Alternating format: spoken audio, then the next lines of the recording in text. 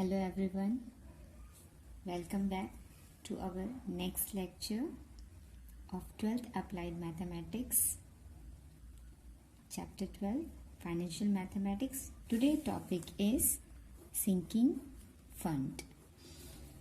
Sinking fund क्या होता है students? A sinking fund is a fund created to accumulate money over the years to discharge a future obligation. Sometimes ऐसा होता है ना कि फ्यूचर में हमारे मनी को डूबने की ऐसा लगता है, आशंका होती है कि अरे हमारा मनी इस इन्वेस्टमेंट में ख़त्म हो जाएगा या हमें लॉस हो जाएगा, फ्यूचर लॉस। तो उस लॉस को हम accumulate money over the years कर देते हैं, तो हमारा फ्यूचर ऑब्लिगेशन क्या होता है, कम हो जाता है। इससे हम बोलते हैं सिंकिंग फंड। इसके लिए फॉर्मूला यूज़ करेंगे हम मैथमेटिकल में, that is A is amount of obligation which can be discharge.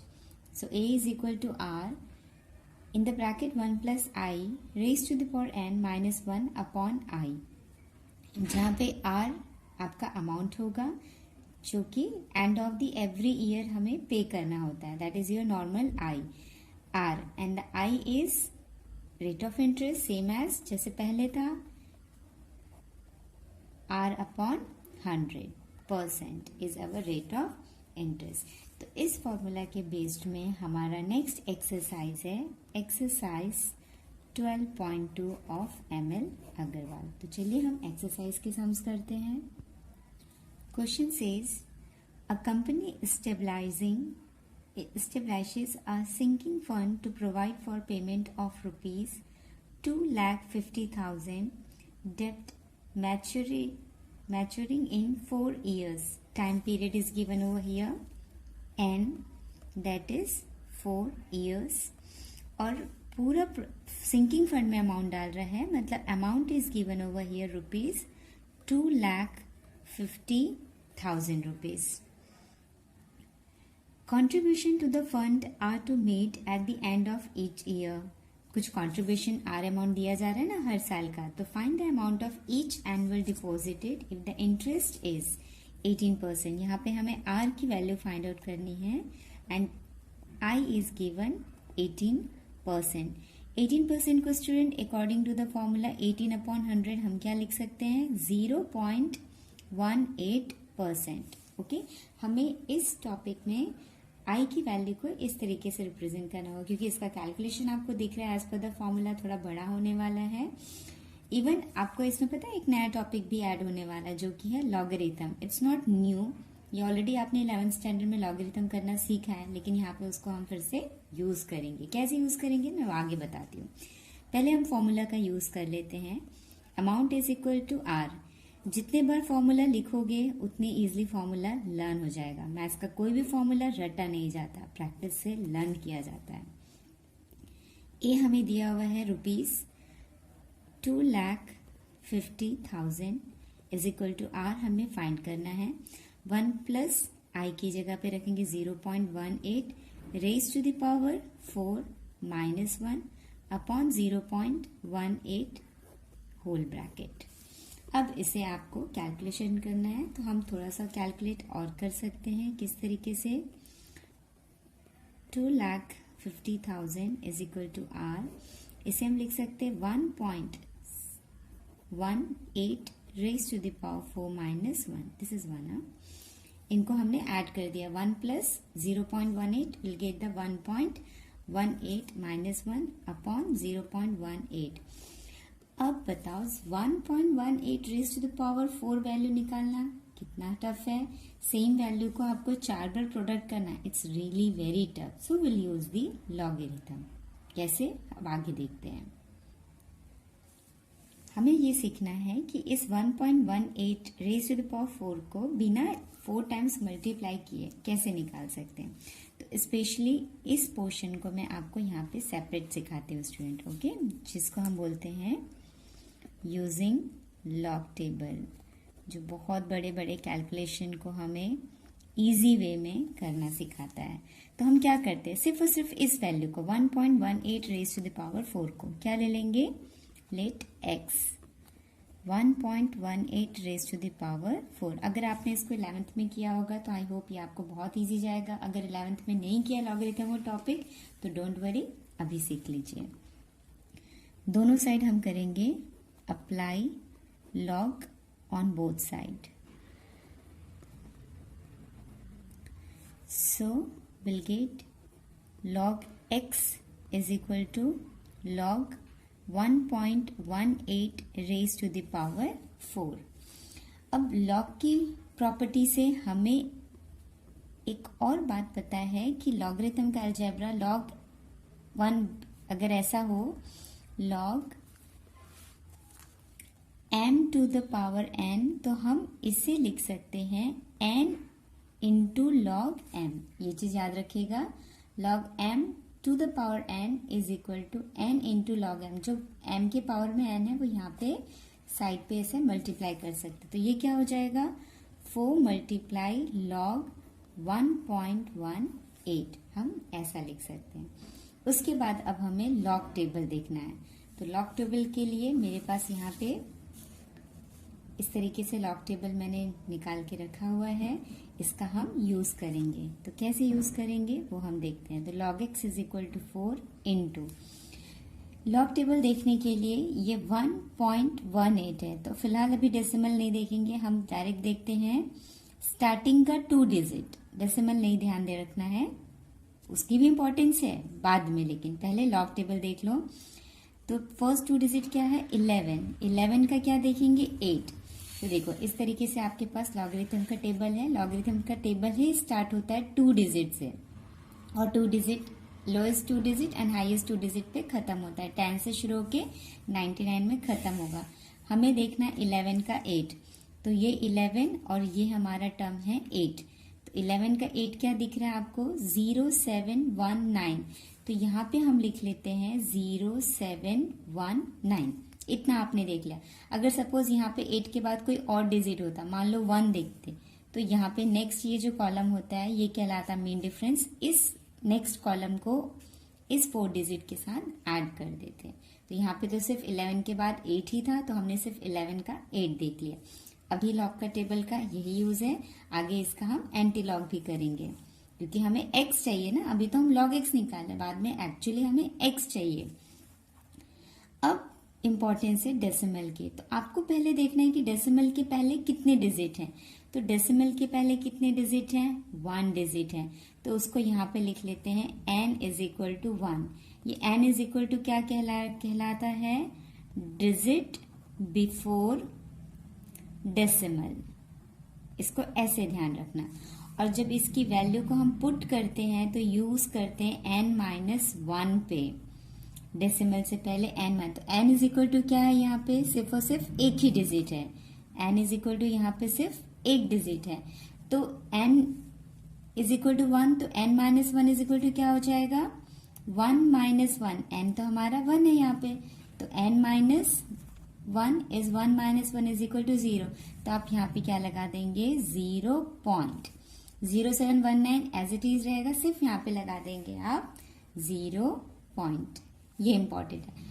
और आपको अभी इस चैप्टर में सिर्फ और सिर्फ डेसिमल से पहले एक ही डिजिट रहेगी, तो ये चीज थोड़ा सा ध्यान में रख लेना। सिर्फ और सिर्फ क्या आ जाएगा 0.0719।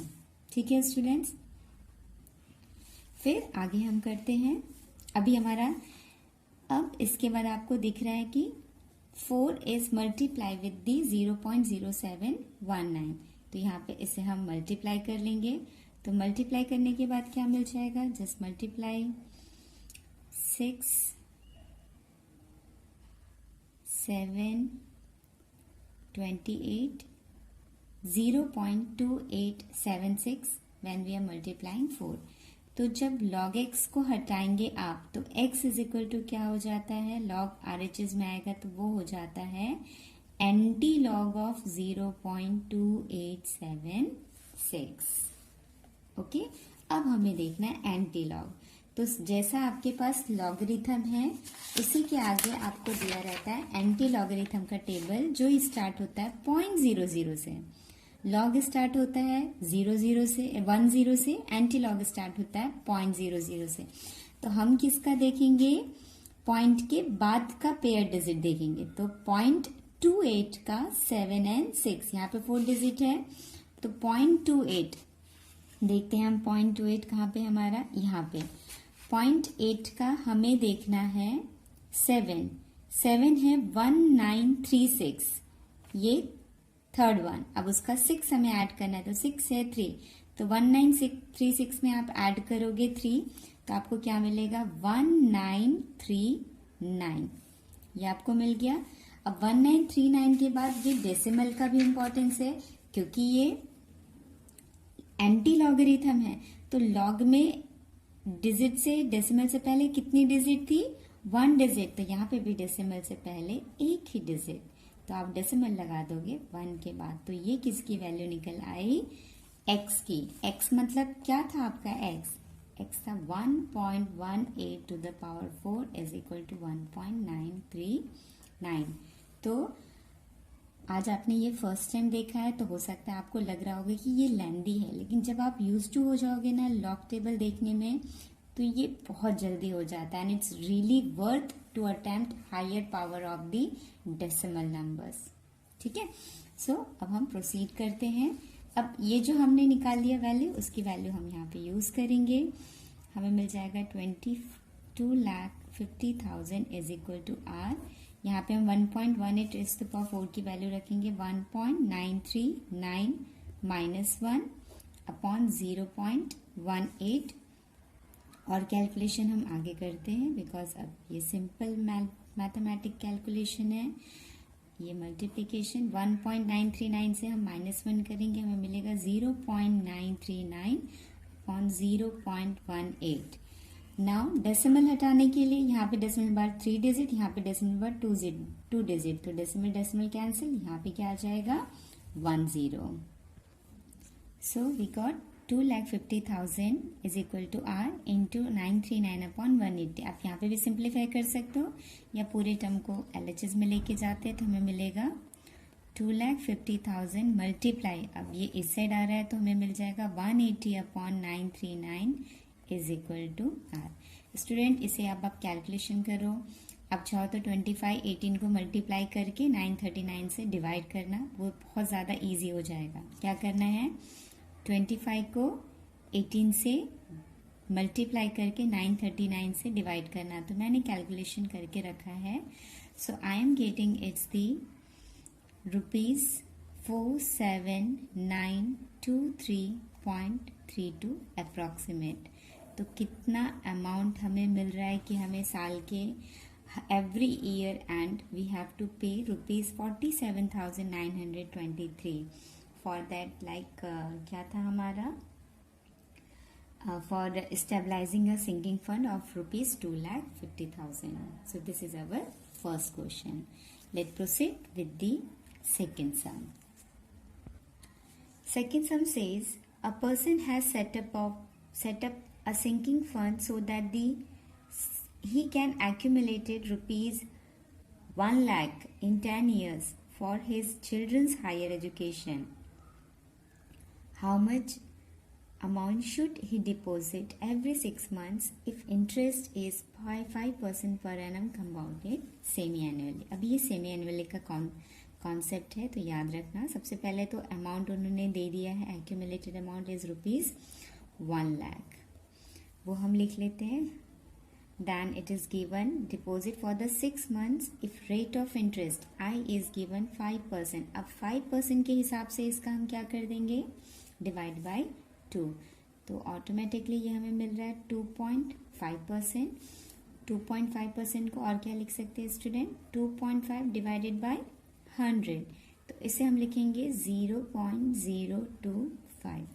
ये कैलकुलेशन आपको यहीं पे ही कर लेना है। अब n इज इक्वल टू हमें दिया हुआ है for how many years, for 10 years. तो 10 ईयर्स का कैलकुलेशन हमें हाफ ईयरली करना है, तो विल मल्टीप्लाई बाय 2, तो हमें क्या मिल रहेगा 20 हाफ ईयर्स। तो ये सारे टर्म्स हो गए, तो हमें एक्चुअली अब क्या फाइंड आउट करना है, हमें फाइंड आउट करना है r. So therefore we'll use the formula a is equal to r 1 plus I raised to the power n minus 1 upon I. Values रख दीजिए। ए इज 1 लाख रुपीज, आर हमें फाइंड आउट करना है। 1 प्लस आई, तो आई की value कितनी है 0.025, तो यहीं पे मैं डायरेक्टली रख रही हूँ 1.025 raise to the power 20 minus 1 upon i की वैल्यू 0.025। तो अब फिर से 1.025 रेज टू पावर 20 में आपको लॉग करना है, तो मैं फिर से यहाँ पे लॉग का यूज कर रही हूँ। आप लोग फिर से देख लीजिए, हो सकता है पिछले सम में कोई डाउट हो तो ये सम में हो सकता है क्लियर हो जाए। सो फिर से हम क्या ले लेंगे, लेट लॉग एक्स डायरेक्टली मैंने ले लिया है किसको 1.025 रेज टू पावर 20 को मैंने लिया था एक्स, लॉग अप्लाई करने पे हो गया ये। So therefore log x is equal to 20 into log 1.025। Log किसका देखेंगे, जैसे पहले समय मैंने बताया था आपको, लॉगरिथम देखने के लिए स्टार्टिंग के 2 डिजिट, डेसिमल तब दिमाग में नहीं रखना, वैसे डेसिमल आप पहले ही दिमाग में रख लो। यहाँ पे भी n इज इक्वल टू क्या है 1 है, 1 डिजिट बिफोर डेसिमल 1 डिजिट, तो n माइनस 1 के अकॉर्डिंगली ये हो जाएगा 1 माइनस 1 दैट इज 0। ठीक है, तो यहाँ पे पहले से ही आप 0 पॉइंट लगा दो। अब किसका देखना है 10 का 2 एंड 5, तो फिर से हम यहाँ पे टेबल यूज कर लेते हैं। हमारा 10 का 2 हमारा है 0086, उसमें हम ऐड करेंगे 5, तो 5 यहाँ से मीन डिफरेंस कितना दिया है 21, तो 0086 में 21 आप ऐड करोगे तो क्या क्या मिल जाएगा 0107 ये वैल्यू हमें मिल रही है लॉग की। अब आप 20 उस पर मल्टीप्लाई कर दो। सो 20 मल्टीप्लाई करने से क्या मिल जाएगा हमें 0.2140। So x is equal to will get anti-log of 0.2140। तो एंटी-लॉग देखने के लिए अब आपको देखना है 0.21 का 4 एंड 0, 0.21 का 4 एंड 0, तो यहाँ पे हमारा आएगा 0.21 का 4 इज 1637 और 0 तो होता नहीं है, तो यहाँ पे आ जाएगा 1637। तो डेसिमल से पहले एक डिजिट चाहिए, तो डेसिमल आ गया एक डिजिट के बाद 1.637 इज अवर वैल्यू। ठीक है, सो अब इस वैल्यू को हमें पुट कर देना है। ये किसकी वैल्यू थी 1.025 रेज टू द पावर 20 की वैल्यू आई 1.637। इस वैल्यू को हम हमारे कैलकुलेशन में रख देते हैं जो हम इवैल्यूएट कर रहे थे। 1 lakh is equal to R, 1.025 की वैल्यू आ गई 1.637 माइनस 1 अपॉन 0.025। इसका कैलकुलेशन हम फर्दर यहाँ पे कर रहे हैं, यहाँ से यहाँ पे, तो मिल रहा है हमें 1 lakh is equal to R multiply 1 point से माइनस करेंगे मिलेगा 0.637 अपॉन 0.025। दोनों डेसिमल के बाद न्यूमरेटर डिनोमिनेटर में डेसिमल्स के बाद 3 डिजिट हैं, तो डेसिमल आप कैंसिल कर सकते हो। इसे आप यहाँ पे मल्टीप्लाई करोगे तो ये क्या मिल जाएगा, मीन्स पहले इधर पे लेके ही आ जाते हैं, there is should be no confusion. तो ये हो जाएगा 25 upon 637 is equal to R. अब मीन्स आप 25 लाख को 637 से डिवाइड करोगे तो आपको अप्रोक्सीमेट अमाउंट मिलेगा 3924.64 rupees. So this is the amount which we have to pay after every 6 months as per the given interest for 10 years, that is 20 half years. Shall we proceed with the next sum, students? Third sum. A firm anticipates capital expenditure of rupees 50,000 for a new equipment in 5 years. How much should be deposited quarterly? Deposited quarterly means R he find करना है यहाँ पे हमें. In a sinking fund carrying 12% per annum compounded quarterly to provide truth for the purchase. तो यहाँ पे amount हमें given है रुपीज 50,000. रेट ऑफ इंटरेस्ट हमें गिवन है एन पहले लिख लेते हैं. एन हमें गिवन है 5 ईयर्स. तो 5 ईयर्स मतलब क्वार्टरली है तो क्या हो जाएगा n is equal to 5 into 4 quarters. मतलब ईयर कितना हो गया हमारे पास 20 क्वार्टरली. फिर आई हमें दिया हुआ है 12% पर एनम के हिसाब से दिया है. तो आई को कैलकुलेट करने के लिए क्वार्टरली कैलकुलेट करने के लिए आपको बताया था 12/4 करेंगे हम.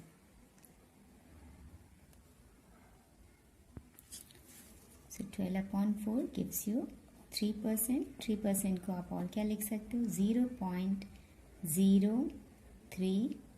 That is your i. So अब फॉर्मूले में रखिए. सेम फॉर्मूला होगा a is equal to are 1 plus I raise to the power n minus 1 upon आई.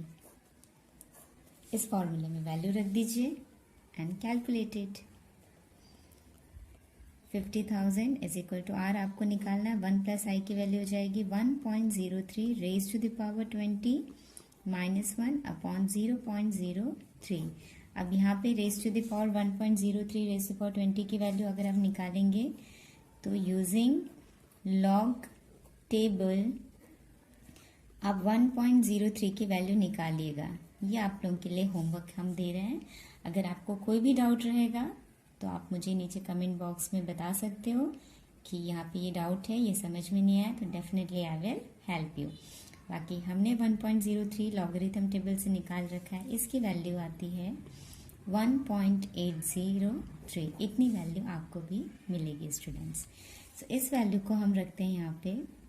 ये हमें मिलेगा 50,000 is equal to r 1.803 minus 1 upon 0.03.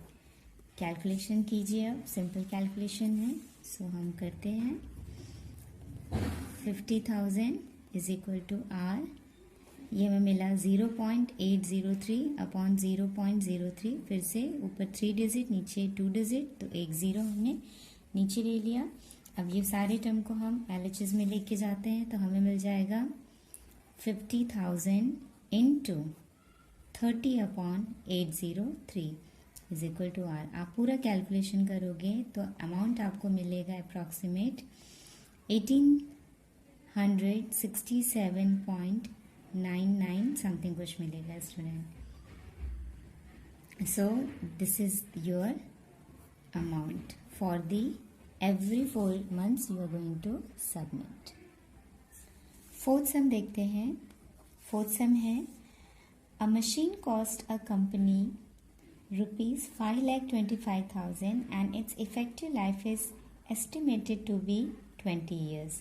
A sinking fund is created for replacing the machine at the end of its lifetime when its scrap realize a sum of rupees 25,000 only.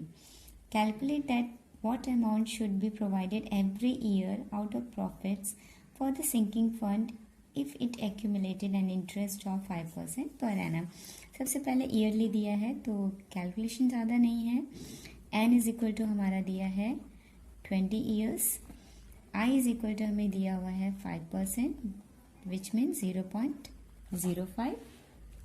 अब यहाँ पे amount पहले निकालना है क्योंकि ये दिया है total expenditure. So total expenditure is given rupees 5,25,000. ये एक्चुअल कॉस्ट है मशीन की. अब इस पे कुछ स्क्रैप चार्जेस भी लग रहा है तो वो स्क्रैप चार्जेस हम निकाल देते हैं which will remove out from the given term. So कितना है 25,000.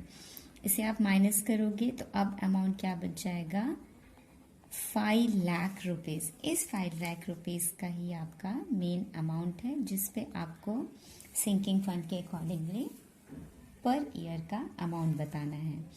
तो अब आपका फॉर्मूला सेम है, A is equal to are 1 plus I raise to the power N minus 1 upon I. Values रख दीजिए और सॉल्व कर दीजिए। तो आई होप आप कर सकते हो। लॉग वाला टेबल आप फिर से इस क्वेश्चन में भी ट्राई करना। 1 प्लस आई हो जाएगा 1.05 raise to the power 20 minus 1 upon 0.05। Calculate करके देखिएगा, आपको लॉग की वैल्यू पता चल जाएगी। 1.05 का लॉग टेबल 20 कितना मिल रहा है। And this question I am giving you as homework. नहीं होगा तो मुझे कमेंट बॉक्स में ज़रूर बताना। Definitely I will help you in the next video. We'll see now the fifth question. A machine being used by a company is estimated to have a life of 15 years. At that time, a new machine would cost rupees 75,000 and the scrap of the old machine would yield rupees 9,600 only. तो same है, जो cost है machine का वो दिया हुआ है rupees 75,000 and उस पर स्क्रैप लग रहा है दैट इज़ अबाउट रुपीज़ 9,600। तो एक्चुअली कितना पड़ रहा है हमें 456 रुपीज़ 65,400। आगे क्वेश्चन कंटिन्यू है। A sinking fund is created for replacing that machine at end of its life. What sum should be retained by the company at the end of every year to accumulate it at 6% per annum? यहाँ पे n is equal to दिया हमें 15 years per annum के according है, कुछ calculation करने की ज़रूरत नहीं है। आई हमें दिया हुआ है 6%। 6% का मतलब हो जाएगा 0.06। तो ये आपका हो गया अमाउंट। आई है, एन है, सिंपली सेम फॉर्मूले में रख के आपको आर की वैल्यू फाइंड आउट करनी है। तो आई होप ये क्वेश्चन भी आप कर सकोगे। कुछ भी डाउट हुआ, एवेल्यूशन नहीं आया, आंसर नहीं आया, लॉग देखने में तकलीफ हुई तो कमेंट बॉक्स में ज़रूर लिखना, आई will help you. 6 says a company sets aside a sum of rupees 1,000 at the end of each year in a sinking fund so that at the end of 10 years it would amount to a balance sufficient to replace the machinery. Assuming that the cost of machinery remains constant at the end of 10 years and the money earns 5% per annum compound interest. Find the cost of the machinery. मतलब यहाँ पे हमें क्या निकालना है, amount निकालना है। यहाँ पे हमें रुपीज़ मतलब आर गिवन है रुपीज़ 1,000 जो हर साल के एंड में दी जा रही है। तो उससे आपको क्लियर हो जाता है कि अमाउंट है कि पेमेंट पीरियड दिया हुआ है। And of the every 10 years दिया हुआ है तो एन इज इक्वल टू हमारा हो गया 10 ईयर्स।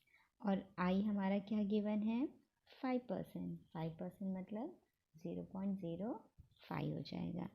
बस फॉर्मूले में रख के क्रिएट कर लीजिए, ठीक है। सो ये क्वेश्चन भी आप लोगों के लिए homework. So this is done with the sinking fund questions of exercise 12.2। So ये सारे क्वेश्चंस करके देखना, लॉग की प्रैक्टिस करके देखना, क्योंकि आगे के टॉपिक में हम लॉग का नेगेटिव फॉर्म भी निकालना सीखेंगे। So done for the day students. Next video with the bonds topic exercise 12.3 will release soon. तब तक के लिए bye everyone.